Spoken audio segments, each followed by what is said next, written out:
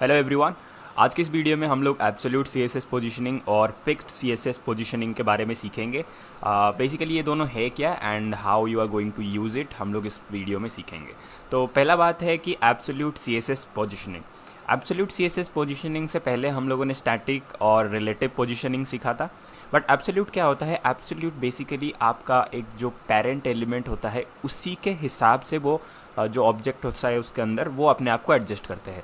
For example, अगर आपका कोई डिवीज़न आप लोग क्रिएट करते हो तो उसका जो पेरेंट होता है डिवीज़न का वो होता है बॉडी एलिमेंट।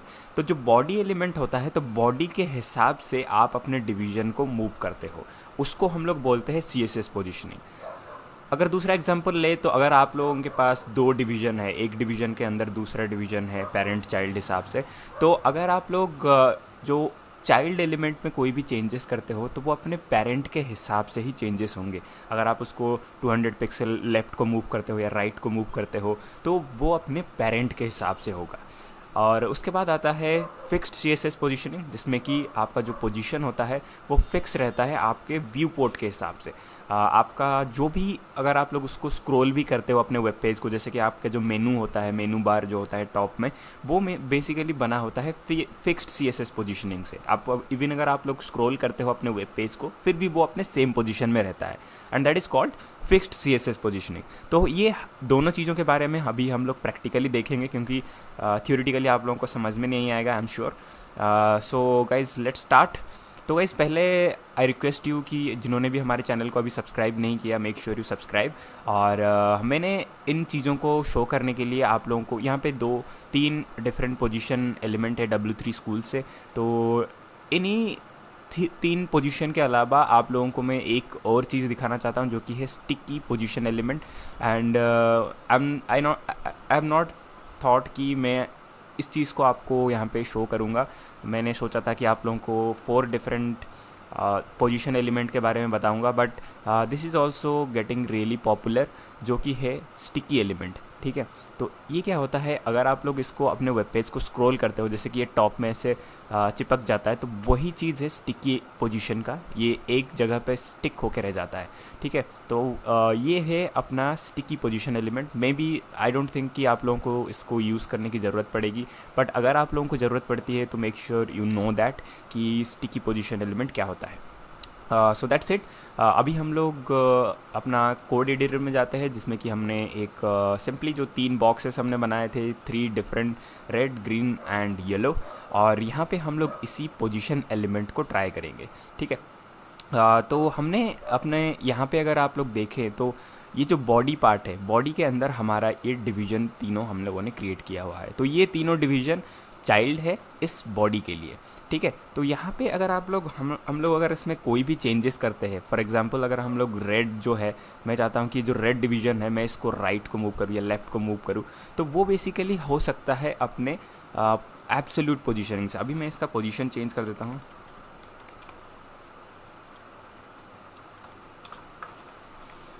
तो हमने इसका पोजीशन एब्सोल्यूट रख दिया है। अभी जैसे ही हमने इसका पोजीशन एब्सोल्यूट रख दिया तो आप देख सकते हो कि ये रेड और ये जो येलो है वो ऊपर चले आए, क्योंकि हमने यहाँ पे इसका पोजीशन एब्सोल्यूट रख दिया है। ये जो ग्रीन और येलो है वो अपने यहाँ पे पोजीशन में चले आए। तो इसका मतलब कि ये ग्रीन और जो ये ग्रीन और येलो जो है, इसके लिए ये रेड एलिमेंट टोटली चला गया है यहाँ से।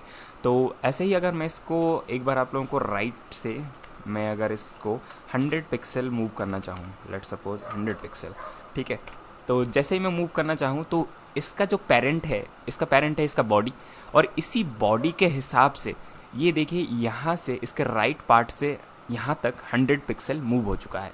अगर आप इसको 200 कर दे तो ये 200 पिक्सल मूव हो जाता है। मे बी अगर आप इसको 300 कर दे तो ये 300 पिक्सल मूव हो जाएगा। ठीक है, तो ऐसे ही आप इसको मूव कर सकते हैं। और ये मूव होने से, जैसे कि हम लोगों ने इसको रिलेटिव पोजीशनिंग में देखा था, जिसमें कि हम लोग इसको मूव करते हैं, बट यहाँ पे ये जो एलिमेंट होते हैं वो अपने जगह पे रहते हैं, वो मूव नहीं होते, उसका कोई कोड में कोई भी चेंजेस नहीं होता। बट यहाँ पे अगर आप लोग एब्सोल्यूट पोजीशनिंग में अगर आप लोग चेंज करते हो तो वो मूव होता है। जैसे कि अगर मैं इसको अगर रिलेटिव में चेंज कर दूँ मैं, और मैं इसको राइट की जगह relative to what, relative to its its previous position, जो उसका प्रीवियस पोजीशन था उसके हिसाब से। अगर मैं इसको राइट के बदले लेफ़्ट कर दूँ, लेफ़्ट में भी 300 पिक्सल, ठीक है। तो अगर मैं इसको 300 पिक्सल राइट को मूव कर दूँ, सॉरी, तो आप लोग देख सकते हो कि ये अभी लेफ़्ट को मैंने यहाँ पे, हाँ, तो ये देखिए ये 300 पिक्सल राइट को मूव हो गया, बट इसका जो स्पेस था वो अभी भी वहीं पे है। हम लोगों का जो बेसिक कोड पे इसमें कोई भी चेंजेस नहीं हुआ, बट अगर हम लोग इसी चीज़ को रिलेटिव से अगर हम लोग एब्सोल्यूट में चेंज कर दे तो आपको फ़र्क अभी दिख जाएगा, ठीक है। तो ये देखिए ये ऊपर मूव हो गया, मतलब जैसे कि यहाँ पे कुछ है ही नहीं। तो ये है एब्सोल्यूट पोजीशनिंग, जिसको कि आप लोग यूज़ करके अपने ऑब्जेक्ट्स को मूव कर सकते हो। तो मैं लेट्स सपोज इसको मैं 200 पिक्सल मूव करना चाहता हूँ, ठीक है।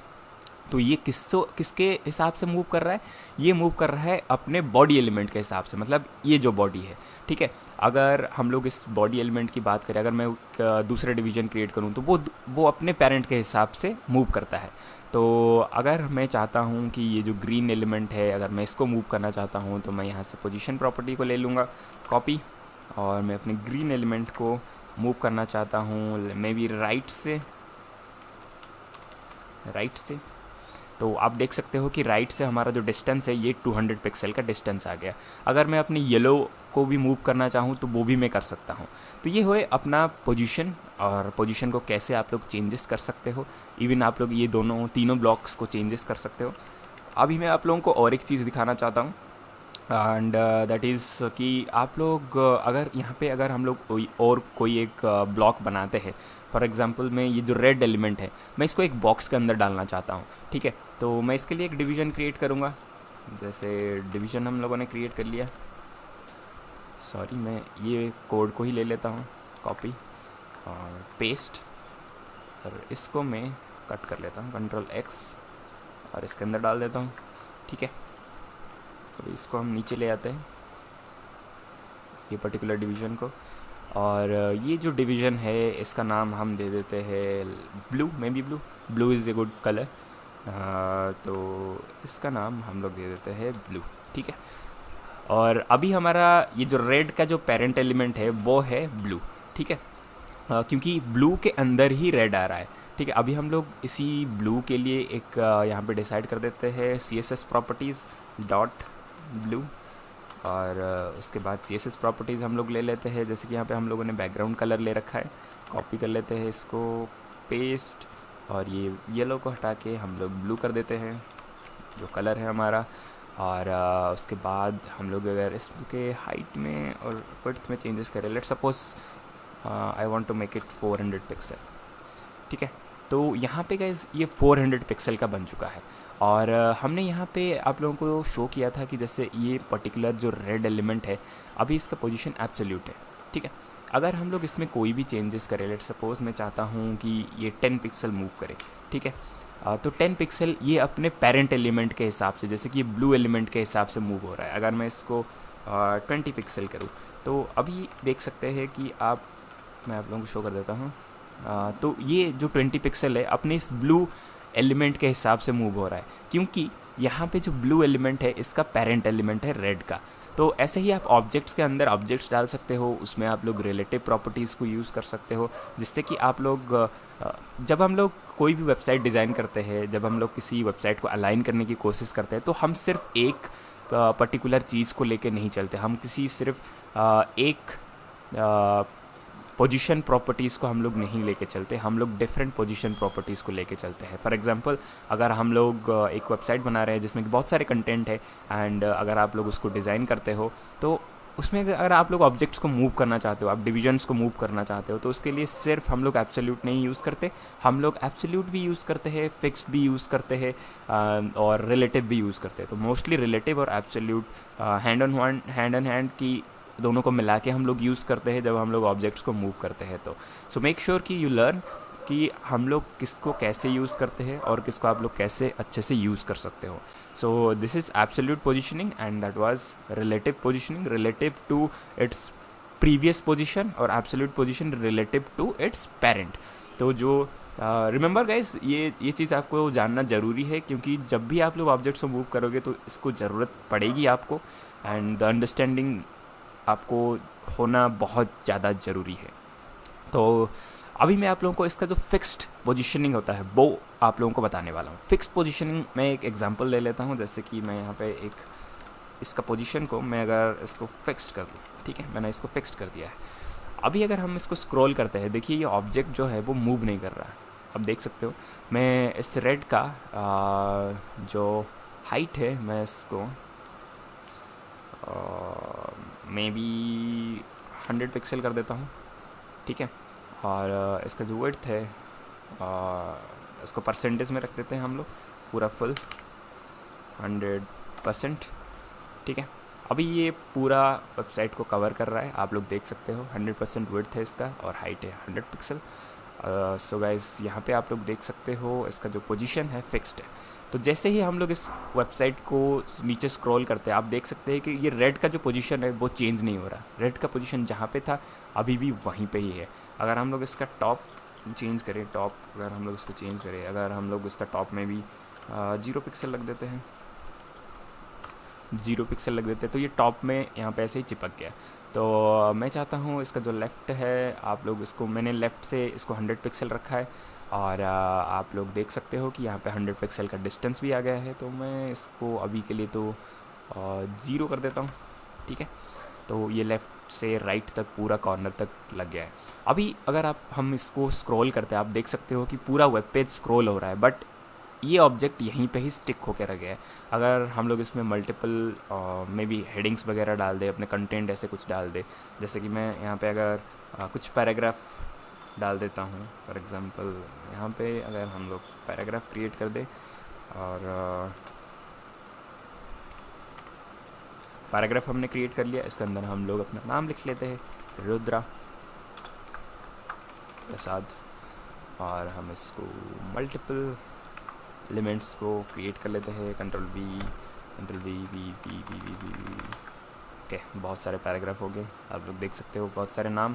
सो जैसे ही अब हमने इस वेबसाइट में थोड़े से कंटेंट डाल दिए अपने नाम से और बहुत सारे बॉक्सेस से, और ये एलिमेंट फिक्स्ड है, तो जैसे ही आप लोग स्क्रॉल करते हो आप लोग देख सकते हो कि ये फिक्स्ड है। सो गाइज मेनली हम लोग फिक्स्ड एलिमेंट को तभी यूज़ करते हैं जब आप लोग मेनू क्रिएट करते हो, आपका टॉप में एक मेनू है और आप स्क्रॉल करना चाहते हो, then we use fixed positioning for हमारा जो एलिमेंट है उसके लिए फिक्स्ड पोजीशनिंग यूज़ करते हैं। मेनली नेविगेशन बार जो होता है किसी भी वेबसाइट में, जैसे कि अगर हम लोग कोई भी वेबसाइट में चले, जैसे कि यहाँ पे वेबसाइट में अगर हम लोग चलते हैं तो ये अपना यूट्यूब का डैशबोर्ड है जो कि है हमारा यूट्यूब स्टूडियो, और जैसे मैं अपने वेब पेज को मूव कर रहा हूँ, आप देख सकते हो कि ये वाला जो पार्ट है वो यहाँ पे टॉप में फिक्स होकर रह गया है, and this is what the fixed element is. So I hope कि ये वीडियो आप लोगों को क्लियर हुआ होगा। अगर आप लोगों को कोई भी डाउट रहता है तो you can ask me in the comment section. Thank you for watching this video.